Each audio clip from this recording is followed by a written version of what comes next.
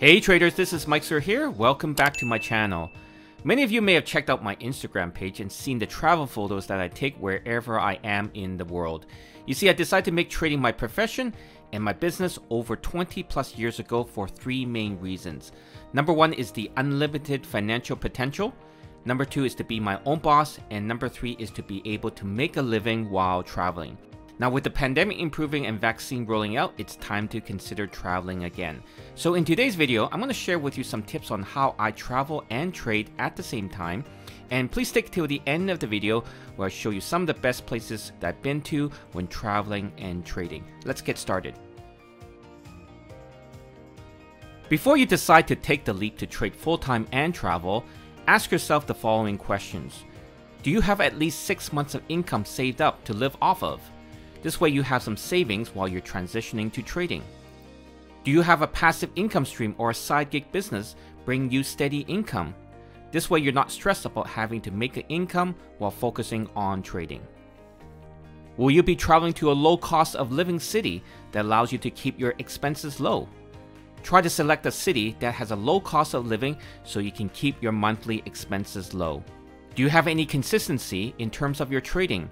Now, it's obviously ideal that you're already profitable as a trader before you decide to go travel and trade, but at least know what type of strategy or style will you be trading while on the road. Here's a picture of my trader workstation when I was a hardcore day trader who constantly scanned stocks to trade on a daily basis.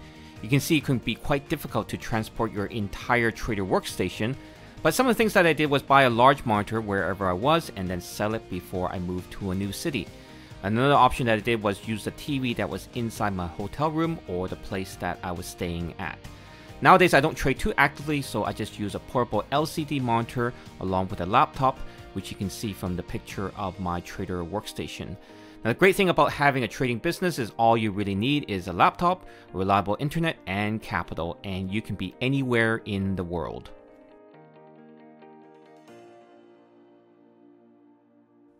I'm a slow traveler, meaning that I like to base myself out of a city for a month so I can get to experience the city, the culture, and meet the locals.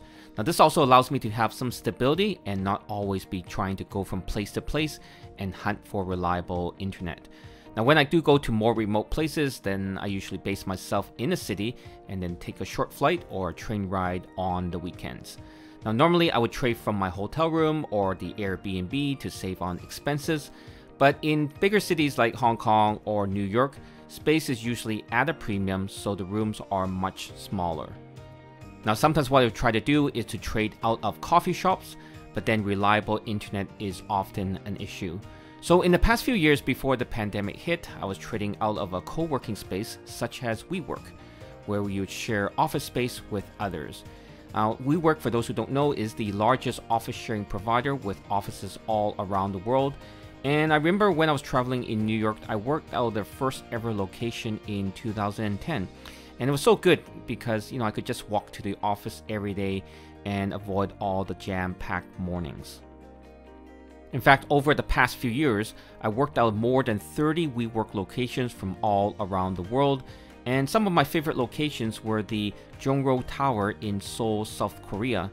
Now this was a 33-story office building where they occupied the top few floors, and you can see the beautiful view of Seoul. My next favorite was the Namba Sky-O building in Osaka, Japan. Now this was a 27-story office building in Osaka that was also connected to a shopping hub, and again they occupied the top floor where you can overlook the beautiful view of Osaka. The next one was in the city center of Hangzhou, China. This was a 10-story building where you step inside the building and you feel like you're working amongst nature. Now back in my hometown of Vancouver, Canada, I usually trade from home, but I also work out of a WeWork office space here to mainly train my students and to get out of the house once in a while. Just to share with all of you, throughout the pandemic in 2020, my wife and I were very fortunate to stay in Bali, Indonesia for over 5 months. And this is probably one of the most beautiful places that I've ever been to in the world. And given what was going on in the world at the time, I was truly blessed to be able to live and trade out of a very, very beautiful villa that we had all to ourselves. Now, the place was so calming and peaceful, and this was exactly the type of ideal trading environment that you want to have. A really good chi or positive energy environment can really help you in your trading. Before I discuss how you should trade while traveling, please take a moment to like this video, and if you haven't already, hit the subscribe button. I would really appreciate your support. So, should you trade differently when you're traveling? Well, the answer is you shouldn't, but there's a few things that you should keep in mind. Now, if you trade the US markets in North American hours, and let's just say you travel to Asia, you'll be trading in the evening. And if you trade the entire market session, you'll be basically trading until 4 a.m. in the morning. So obviously that's not very good for your health or the fact that you will not be at your best. So what do you do? Now obviously you can try to adjust your time clock and your schedule to suit the market hours, or what you can do is you can trade specific trading instruments that trade 24 hours a day, like the Forex markets or cryptocurrencies.